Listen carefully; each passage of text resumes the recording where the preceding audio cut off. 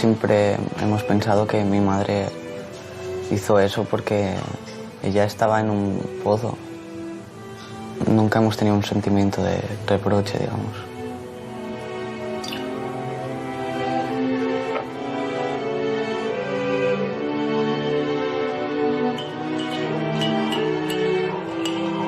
Clara y yo siempre hablamos del problema y siempre nos apoyamos mutuamente. Porque si no puedes sacar las cosas que piensas, yo lo pasaría fatal.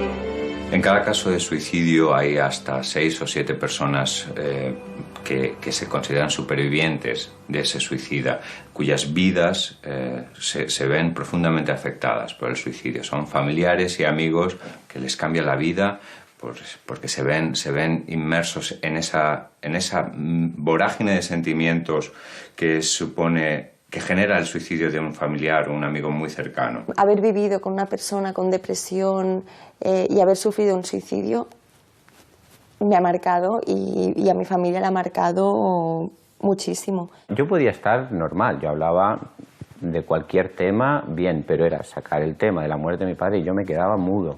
Es como si fuera algo muy íntimo tuyo. Es como si fuera un secreto que no te hace falta que sepa nadie.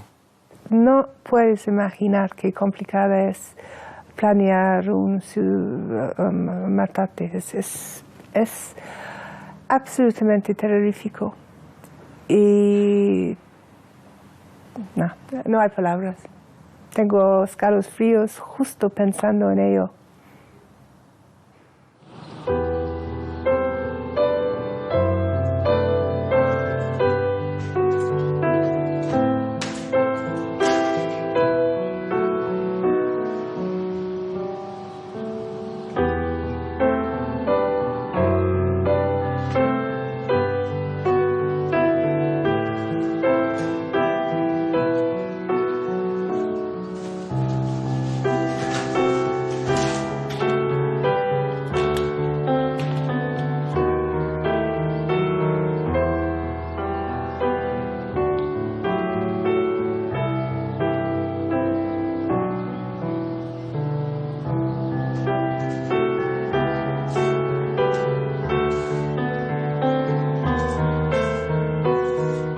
Mi madre era una persona muy dulce, muy dulce, y era una persona sobre todo muy trabajadora y muy constante, cosa que no he heredado.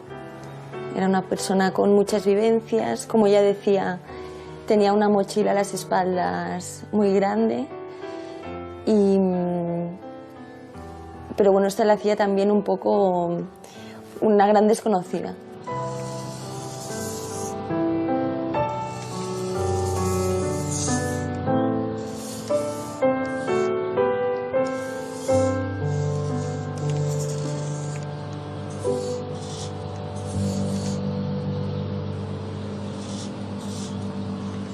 Para mí era una persona con muchas contradicciones. Básicamente empezó su vida estudiando y queriéndose formar, trabajando desde muy joven, y entonces derivó su vida laboral hacia una parte económico-comercial como muy estresante, muy de yuppie, esa época, ¿no? Pero por otro lado tenía un tema como muy espiritual y muy interior, que quería muchísimo a sus hijos, por ejemplo, y así, ¿no? Pero que desgraciadamente, a causa de su enfermedad y tal, pues fue como perdiendo un poco el contacto con la realidad y con todo eso, ¿no? Entonces todo era como muy exagerado, tanto la parte laboral como la parte afectiva también, ¿no? Yo recuerdo que a los 12 años, como muy pronto, me empecé a dar cuenta que mi madre tenía un problema grave. No sé, a veces llegaba a casa y se ponía a llorar mi madre conmigo. Y yo lloraba con ella. Siempre la recuerdo en periodos depresivos, en periodos tristes de su vida. Claro, casi prácticamente toda nuestra relación. creo que un día cuando era más pequeña le dije, ay mamá, siempre estás triste. Para mí el alcoholismo fue el detonante, quizás para ella tapar toda esta parte depresiva, ¿no? Y cuando el alcoholismo ya empieza a formar parte, ¿no? A verse, a ser muy evidente, ¿no? Que ahí me asusto un poco, ahí sí que la cosa empieza de mal en peor, ¿no? Muy mal. O sea, al llegar a casa y que hace 2 días que no sale de la cama o cosas de este tipo. Mi tía me contó que mi madre tenía un problema y que la tenemos que ayudar todos. Pero a mí me costó mucho verlo eso, porque mi madre para mí era como todo.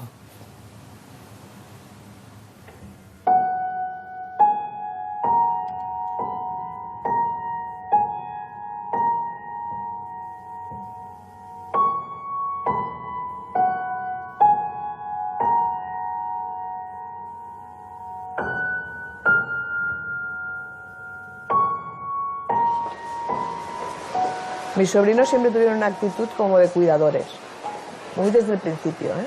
Vamos, yo ahora los veo a ellos y estoy admirada.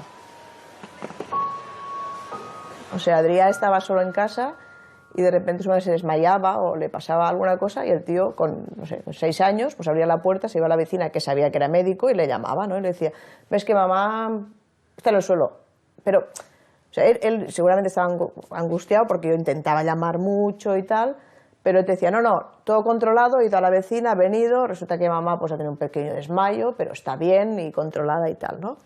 Y tú estabas como, bueno, vale, pero a ver, es que, ¿y tú cómo estás? No, bien, yo ya he cenado, huevos, cada noche cenamos huevos, pero bien, he cenado, y no pasa nada, ¿no? Y tal. No se puede decir que nadie goce de plena salud mental.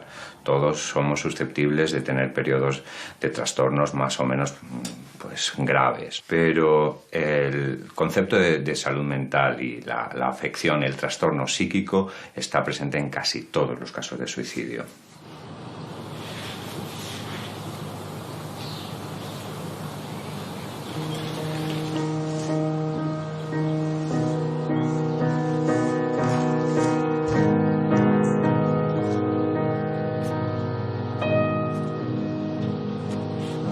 Yo recuerdo que con 12 años yo tenía ideación suicida ya, que estaba en mi escritorio, en donde vivíamos antes, tenía el escritorio y la ventana encima del escritorio, ¿vale?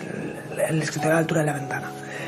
Y estaba ya subida encima del escritorio y me vio mi vecina, la amiga de mi madre, y me vio y me dice, Elena, ¿qué haces? Entonces ya, no, estoy aquí cogiendo un libro. Pero yo ya estaba a punto de tirarme.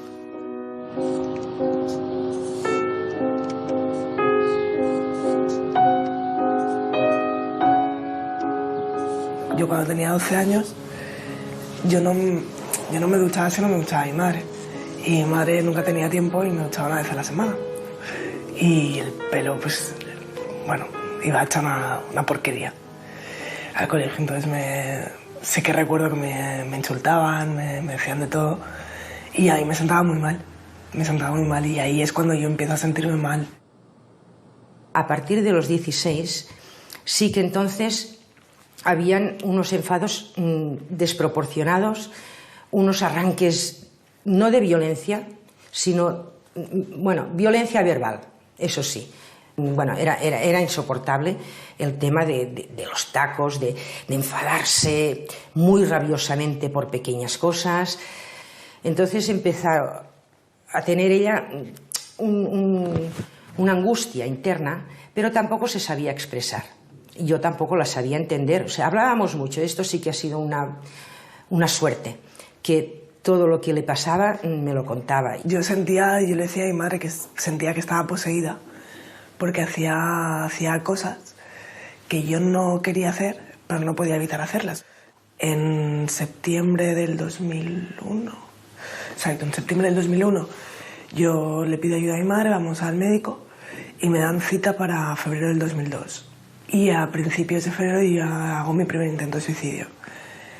Me tomo unas pastillas que se tomaba mi madre, bueno, mis padres se fueron el fin de semana y yo básicamente los eché, iros, no os preocupéis, para quedarme sola y tomarme las pastillas. Me lo comentó al día siguiente, que no se encontraba bien, que tal, y claro, corriendo a San Juan de Dios. Allí ya no le pudieron hacer el lavado de estómago, entonces ya la internaron un par de días, pero error por no saber qué pasaba, claro, con los familiares, qué ha pasado, todos allí, un regalito, bombones, tal. Claro, esto es, ahora lo sé, perjudicial, porque es como darle un premio a un problema. Un adolescente puede intentar suicidarse porque está deprimido y la vida ya no tiene sentido y tiene la sensación de que está en ruina total y lo va a suspender todo y los amigos lo han dado de lado y no espera nada de la vida y tiene una gran desesperanza. O se puede intentar suicidar porque piensa que le persiguen o que le van a hacer daño o escucha una voz en la cabeza que le dice que tiene que matarse. O puede intentar suicidarse simplemente como un acto impulsivo, ¿no?, dentro de un trastorno de conducta más generalizado, que tiene una facilidad enorme para actuar y una de las formas que hace de actuar es quitarse la vida, ¿no? O puede no intentar suicidarse, pero sí hacerse daño, no calcularlo bien y conseguir el suicidio, ¿no? O sea, se puede llegar por múltiples vías. Al segundo intento, que se tiró al mar, pues claro, la policía a las 3 de la mañana, pues que habían sacado a mi hija del mar. Bueno, al hospital otra vez. Otro intento de suicidio cortándose las venas. Bueno, así 6 hasta el 7º que se tiró al metro. Yo recuerdo el estar en la vía del metro, intentar levantarme y no poder levantarme. Me dio un golpe en la cabeza, aquí tengo un bultito, un bultito, una hendidura. Entonces me operaron de la cabeza para quitarme ese hueso que se había hundido. El brazo lo tengo todo como si estuviera quemado, pero que en realidad es todo rasgado del metro. Y la paraplegia.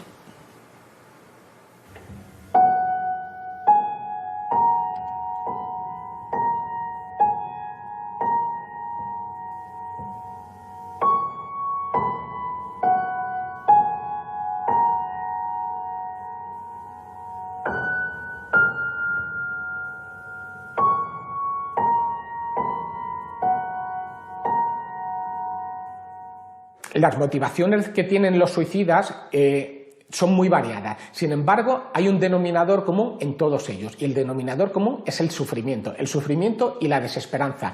Es muy simple, es como: sufro tantísimo en esta vida que prefiero morir que seguir viviendo como estoy viviendo. Y ahí ya no tienes capacidad para pensar en la gente que queda después. O si tienes capacidad, tienes una imagen totalmente distorsionada y piensas, digamos, que es lo mejor para esa gente y que esa gente lo va a entender, se va a recuperar y que les vas a hacer un favor. Luego tendrían que ver, digamos, a los familiares cómo quedan para que vieran que no es en absoluto así.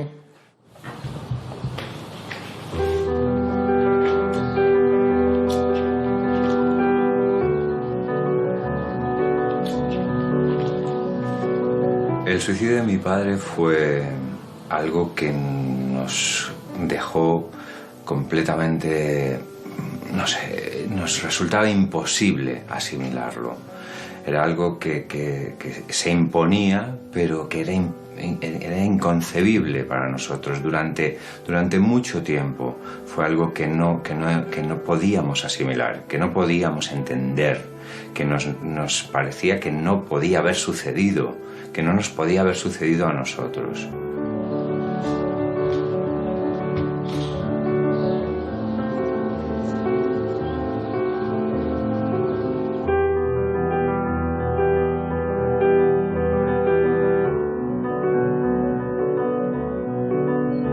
Antonio, mi marido, era un hombre bueno. Era tan bueno que apenas hablaba. En parte yo me parecía que lo conocía. Y me gustaba que fuese calladito y prudente, sí. Sí me gustaba su forma de ser, pero no sabía yo hasta qué grado de daño tenía.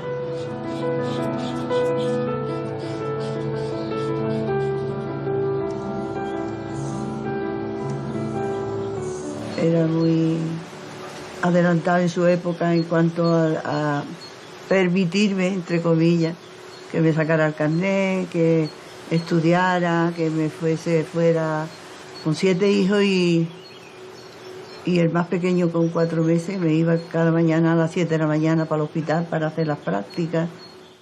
Como hablaba poco y hacíamos un viaje, por ejemplo, de aquí a Málaga y no hablaba nada, yo siempre pensaba, eso es que no me quiere, eso es que no me quiere. Yo me resentía también de ánimo.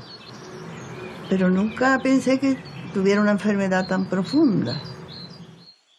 Una de las cuestiones que más angustiaban a mi padre a lo largo de toda su vida era la posibilidad de una ruina anticipada. Él anticipaba la posibilidad de una ruina económica que nunca se dio, pero que le angustiaba profundamente.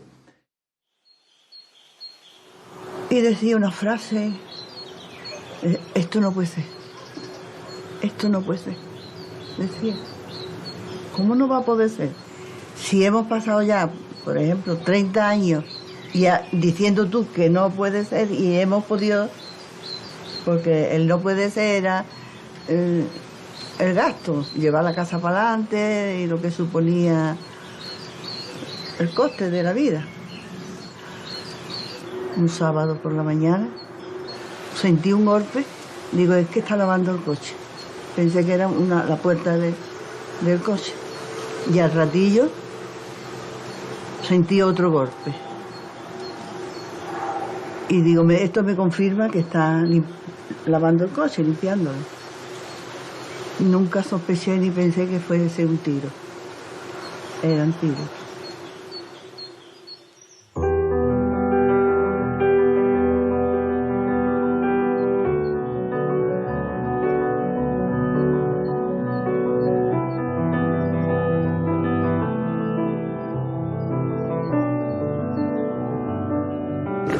Muchas veces una complicación más del trastorno mental.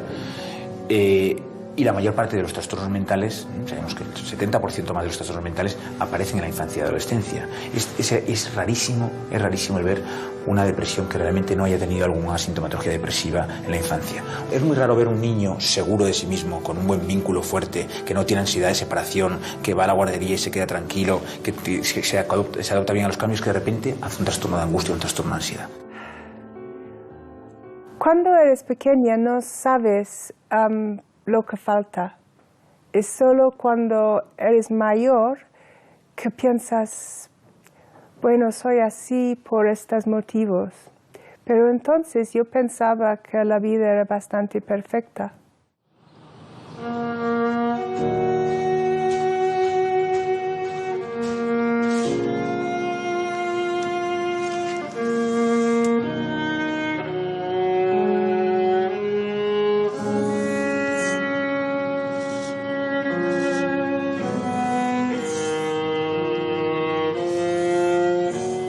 Tenía una infancia bastante privilegiada, pero un poco triste. Mis padres eran muchísimo mayor que yo, mis hermanos mayor también, entonces estaba súper sola. Mis padres no mostraban mucha afección, estaban bastante fríos ambos. Y me mandaron siempre fuera a jugar en el jardín o tenía un caballo y siempre estaba fuera montando.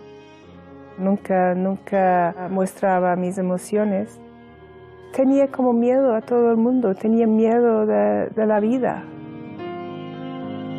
Y luego fui al colegio internada y ahí estaba bastante feliz. Pero esto es porque no estaba en casa. Y estaba la única niña que no estaba deseando las vacaciones.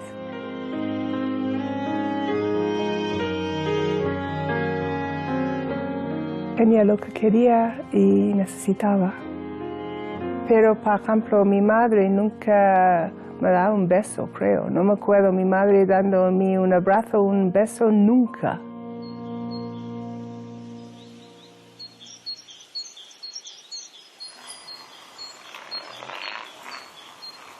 La verdadera prevención es la que se hace en las primeras etapas de la vida, ¿no? Y en las que se generan niños con vínculos fuertes niños seguros de sí mismos, niños que saben que pueden modificar el entorno. No hay mejor forma de generar desesperanza que yo no sea capaz de controlar, que da igual lo motivado que esté, la cantidad de trabajo que le ponga, las ganas que le ponga, lo bueno que yo sea, que de forma independiente voy a recibir palos o premios desde el exterior. Eso va a generar una persona absolutamente insegura, que en un momento de debilidad o en un momento de crisis va a hacer crack y va a ver el suicidio como única forma de salida.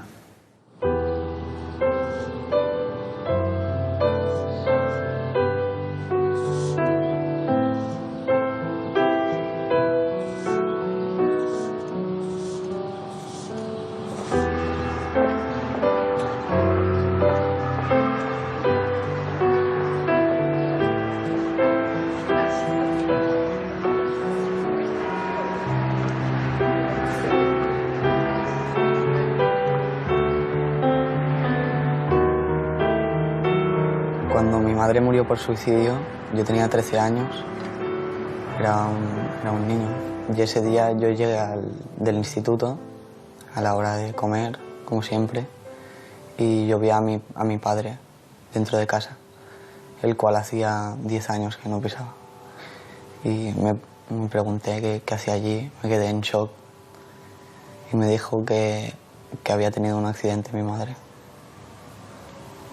La muerte por suicidio es una situación muy rara y sobre todo muy, muy violenta.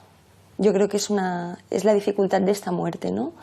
Recuerda un poco el accidente de tráfico, ¿no? Tú no te esperas, puedes tener intuiciones, pero no te esperas que un día alguien llame a tu puerta y diga: ¿conoce a esta señora? Me ha sucedido esto. Es súper violenta. Y también hay un tema complicado igual y un poco raro, puede parecer raro igual, ¿no? Que es un poco de paz interior cuando eso ocurre. O sea, del final de algo que tenía que acabar, ¿no? Y que si era consciente, inconscientemente, dopada o no dopada, ha tomado esa decisión del suicidio, pues es esa y ya está. Y la aceptamos. Claro, fue una situación muy, muy, muy heavy, pero de alguna manera me quedé tranquila por ella. Es que es una sensación muy extraña y de hecho tenía muchísima culpabilidad por este sentimiento. O sea, yo hablaba con todo el mundo y era como: ay, pobre, ay, pobre, ay, pobre, ¿no? En plan, qué joven y su madre, ya ha pasado esto. Pero ellos no comprendían el sufrimiento que mi madre había tenido durante 20 años. Es que la gente no es consciente y no lo sabes hasta que hablas con la persona y la persona te dice: es que no me puedo levantar de la cama, es que lo he intentado, es que te escribe cartas y te lo expresa de 1000 maneras, ¿no? Y tú hablas con ella, ¿no? Y es como: pero si estás bien, no tienes trabajo, nos tienes a nosotros somos personas sin ningún problema, ¿no? Y es como, no es algo físico, es una enfermedad física. Por lo tanto, cuando sucedió esto, yo lo comprendí.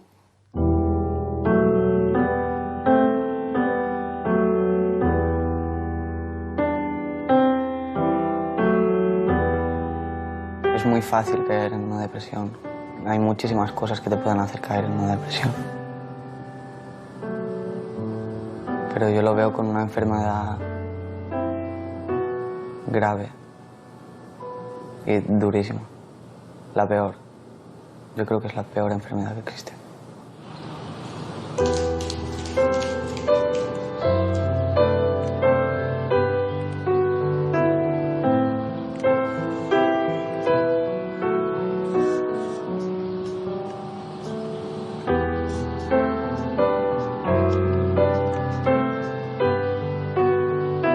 Recuerdo cuando me llamó por teléfono mi tía para decirnos a mí y a mi hermano que nuestro padre había muerto. Aquel momento dijo: ha habido un accidente.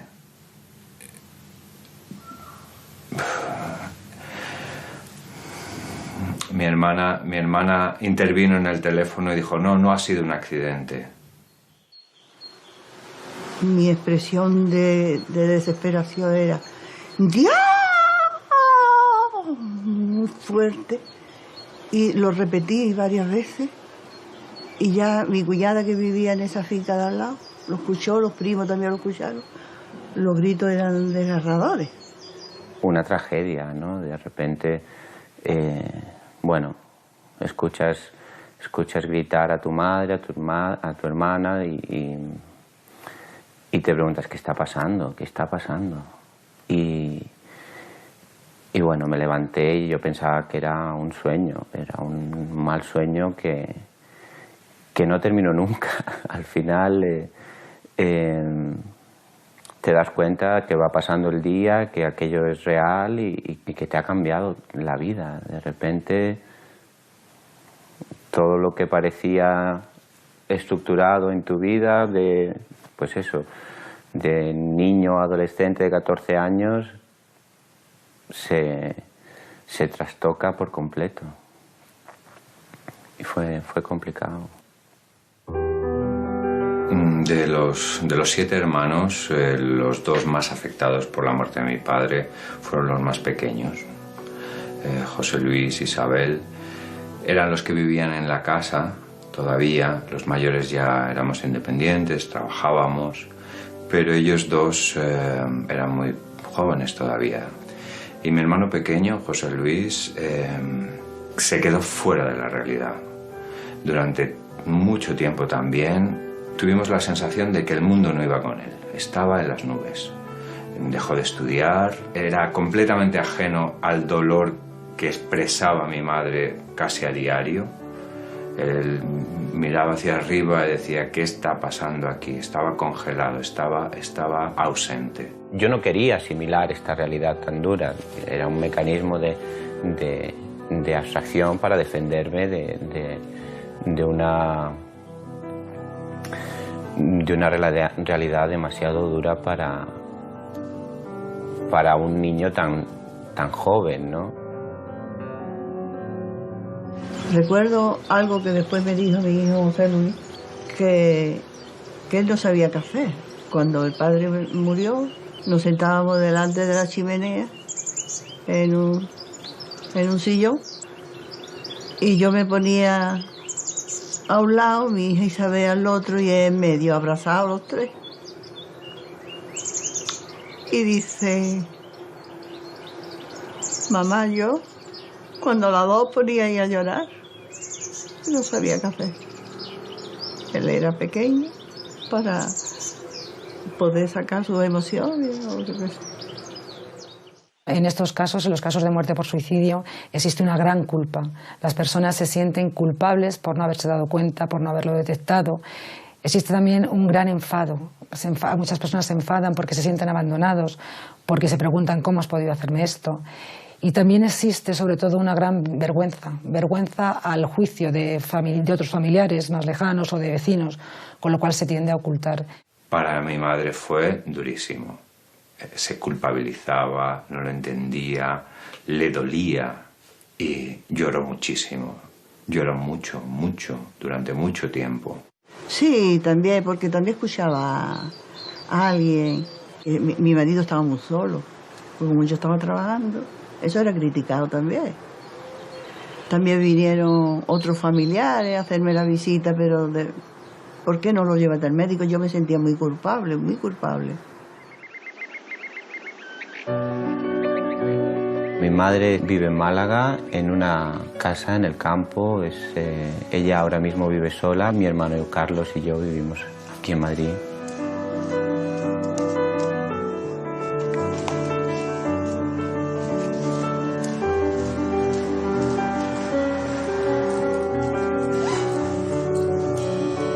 Intentamos ir una vez cada mes, cada 2 meses para visitar a mi madre donde vive ahora, ¿no? Que es la casa donde mi padre murió.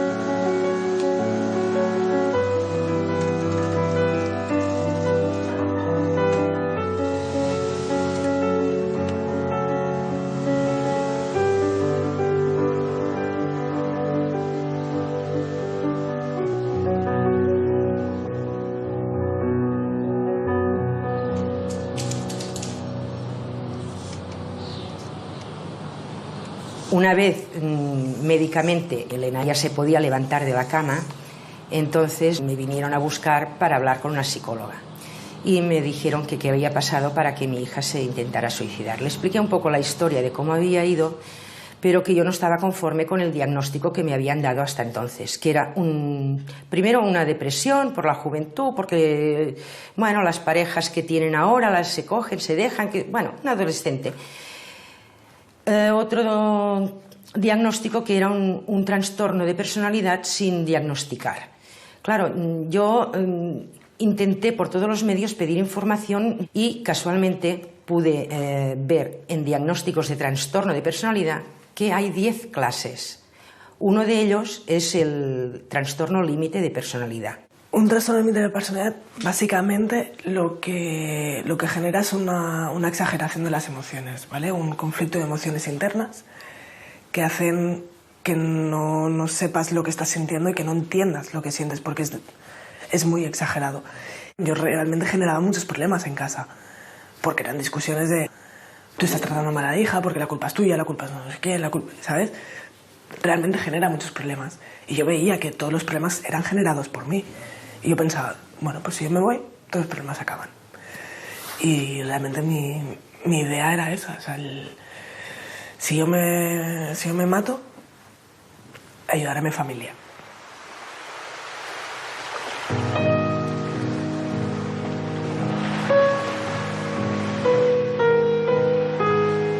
Existen muy pocos suicidios en los cuales la persona que se suicida no tiene una enfermedad mental. Cuando eso sucede en una etapa como en la adolescencia, ¿no? En la que lo natural es que se está al principio de la vida y que uno tiene muchísima trayectoria por delante, en la inmensa mayoría de los casos, si no es el 100%, en el 99% de los casos, hay por debajo un trastorno mental.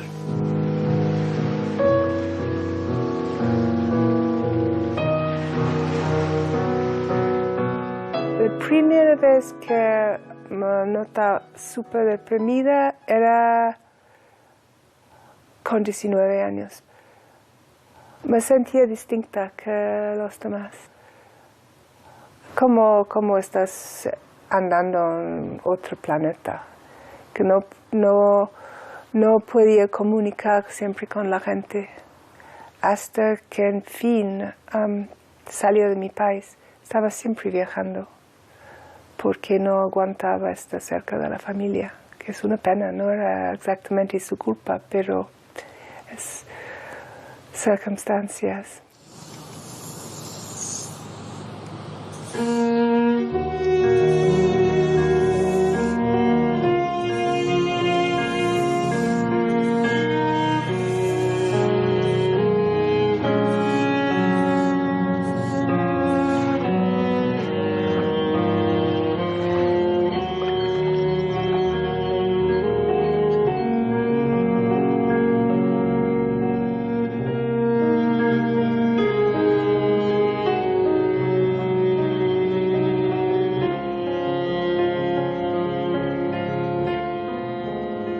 Es un dolor inaguantable. Seguramente que todo el mundo ha despertado del peor pesadilla, con tristeza o terror o lo que sea, y en una cuestión de segundos dices, uy, qué bien, he despertado. Esto, la única descanso que tienes en el día es si estás dormida, te despiertas y el pesadilla empieza. Un dolor psíquico que escuchas gente que están muriendo de enfermedades horrorosas y piensas que ¿por qué no puede ser yo? La persona con ideación suicida siente un gran sufrimiento, tanto una gran angustia, tanto que no somos capaces de llegar a comprenderlos. Precisamente este sufrimiento y esta angustia les hace distorsionar la realidad. La persona piensa que ese sufrimiento va a ser para siempre, que nunca va a acabar. Y por tanto creen, de alguna manera, que el quitarse la vida puede ser la solución a todos sus problemas. Fíjate, yo estaba sufriendo tanto que no llegaba al día que pensaba hacerlo. Lo hizo antes. Porque el dolor era cual que no podía aguantar un día más. Lo hacía con pastillas, tomado con whisky. Y esto es lo que me salvó, porque había un momento de euforia antes de caer, entonces empezaba a llamar a la gente para despedirme. Y alguien ha visto lo que estaba pasando y me vinieron a salvar.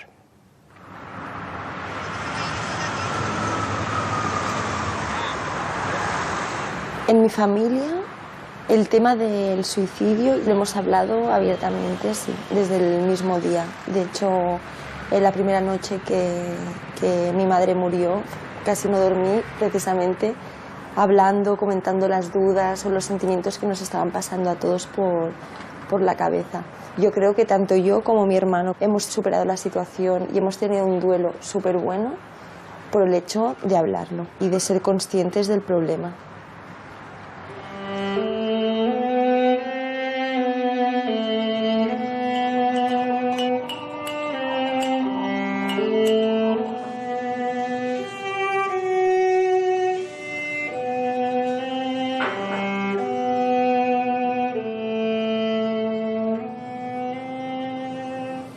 I tu què has agradat de l'amor? Tanta sensibilitat com tu segur que no. Jo soc molt més freda. Però sí que tot el tema de l'amor a viatjar, ser una persona molt sociable, amb facilitat també per conèixer gent, treballadora. I creus que ens podria passar el que li va passar a ella? No, home, jo crec que això li pot passar a tothom, no en general. El que sí que aprens és a potser a prendre decisions a partir d'aquesta experiència, no? I jo si em trobés en la mateixa situació potser actuaria diferent. I tu? T'ho has plantejat? Sí, a mi em fa bastant de por aquest tema. Em fa por tenir problemes, tenir aquests problemes. És una que no vull fugir d'això. Només pel fet de passar per això ja per mi seria algú. I és això, és aquesta part que he heredat. D'aquesta sensibilitat davant les coses. De que moltes coses m'ofenen. Tinc la pell molt fina. Clara y yo nos hemos apoyado mucho siempre, hablando de ello. Porque si escondes el problema no hay manera de solucionarlo, ¿no?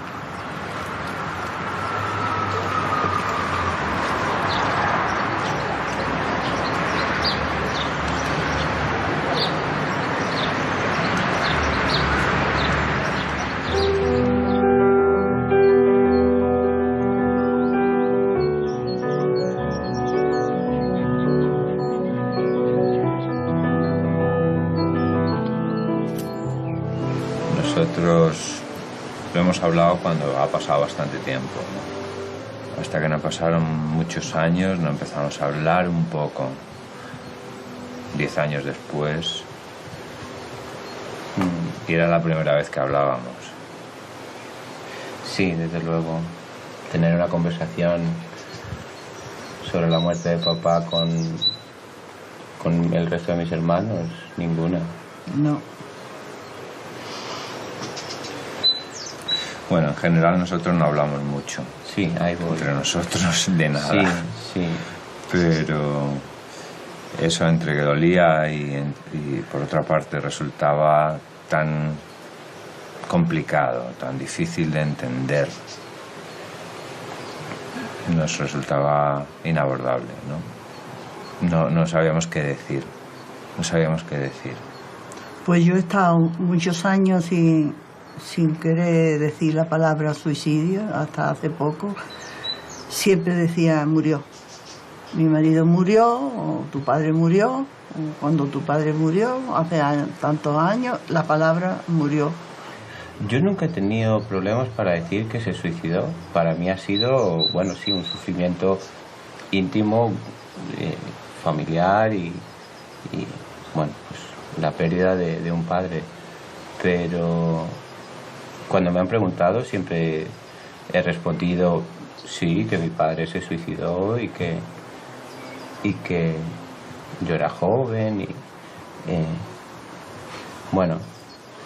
Cuando yo fui a sacar una partida de difusión, la persona que estaba allí atendiéndome abrió un libro y leí yo muerte por arma de fuego en la zona cardíaca. Me impactó muchísimo.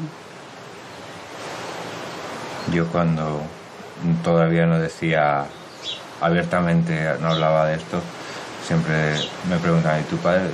Yo decía, mi padre murió del corazón. Tiene poco sentido, ¿no?, el quejarnos de que uno de los grandes problemas que tiene la salud mental, la falta de salud mental, el temas psiquiátricos, es el estigma, cuando somos nosotros en ocasiones los que a través del tabú, ¿no?, promocionamos ese estigma, ¿no? Y el caso del suicidio es un problema enorme que tenemos que afrontar y de lo que no se habla no se puede solucionar, ¿no?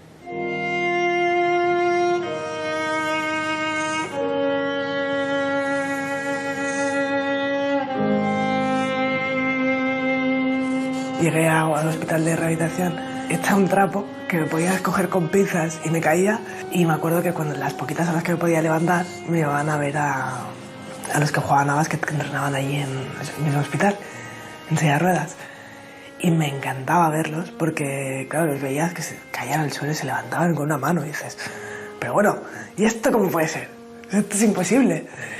Y ya con los años, entonces ya ahí empieza mi... Bueno, pues si ellos pueden, yo voy a poder también.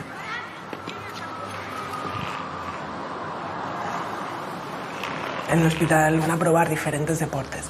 Básquet, tenis, esgrima, halterofilia. Y bueno, yo los pruebo todo. Pero realmente cuando ya lo pruebo, el que me tira es el tenis.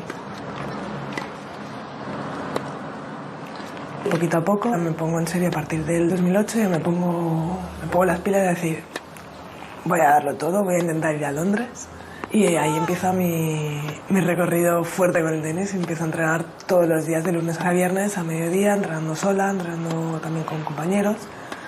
Entonces ya me llaman para la Copa del Mundo, poquito a poco, voy mejorando el nivel hasta que conseguí clasificarme para los Juegos Paralímpicos. Que ahí no hice nada, perdí en primera ronda, pero me lo pasé de muerte.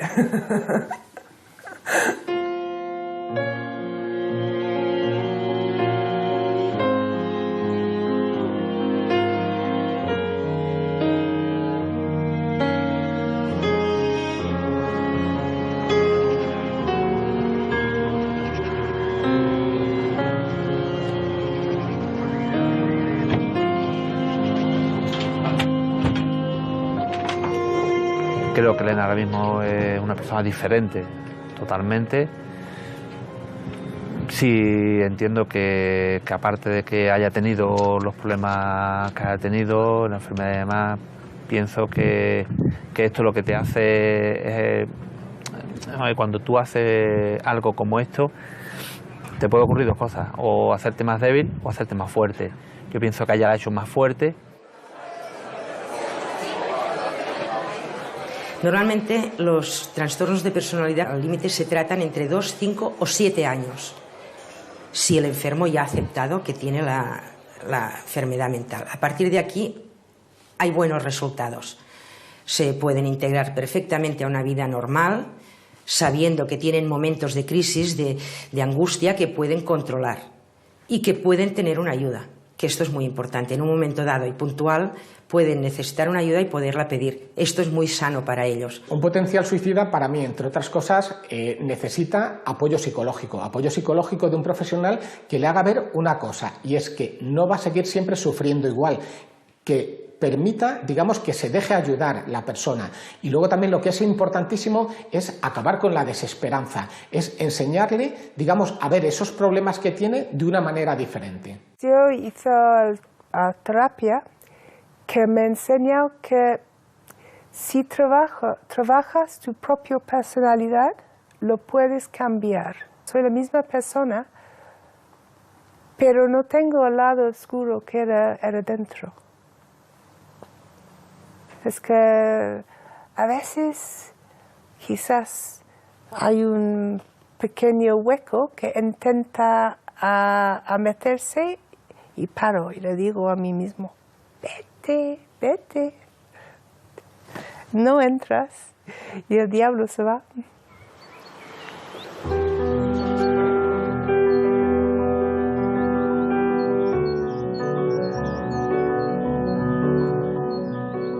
Después, con el tiempo, intentamos entender el dolor de mi padre, el sufrimiento que debía sentir para llegar a ese punto.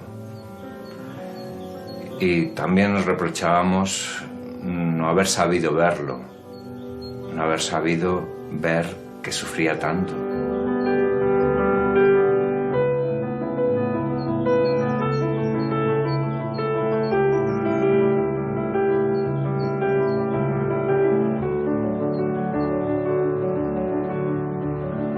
Cuando me vine aquí a Chiclana, de Barcelona a Chiclana, que me venía con Rafi,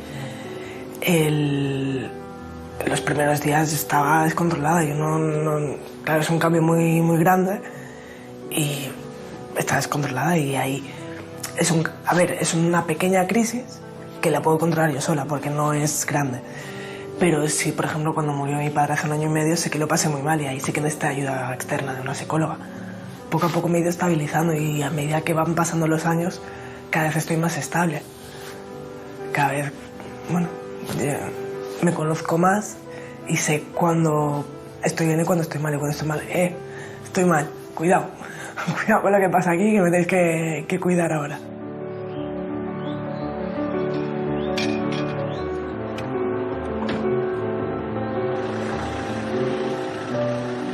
Prefiero pedir ayuda antes que volver a lo de antes. Que a lo mejor esa crisis también la podría superar, a lo mejor sí. Pero porque prefiero pedir ayuda, me quedo más tranquila. Y mi familia también, claro.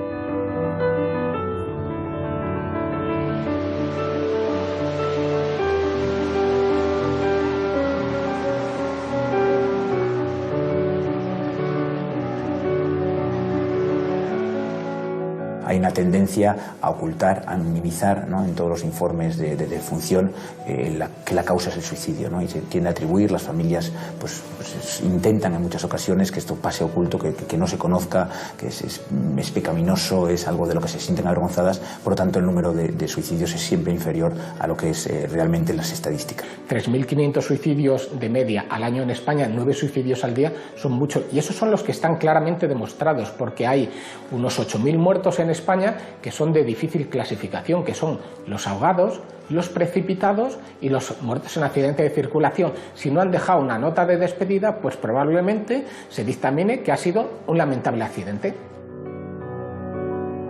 Es algo que he hecho y no tengo ninguna vergüenza de esto. Y me niego a sentar que es un tema estigmático, porque no debería ser. La depresión se puede tratar y el suicidio se puede prevenir. Los síntomas de alerta son muy claros y todos somos capaces de detectarlos. Cuando una persona está en crisis, eso es algo que todos advertimos. Es fácil mirar para otro lado, pero también es fácil decirle a esa persona: ¿qué te pasa? ¿Quieres hablar? ¿Necesitas ayuda? Hay muchas ocasiones en las que se requerirá ayuda de un profesional. Pero ese paso primero, ese acercamiento a una persona que sabemos que está pasando un mal momento, que está sufriendo, que tiene un trastorno más o menos profundo, lo podemos hacer todos.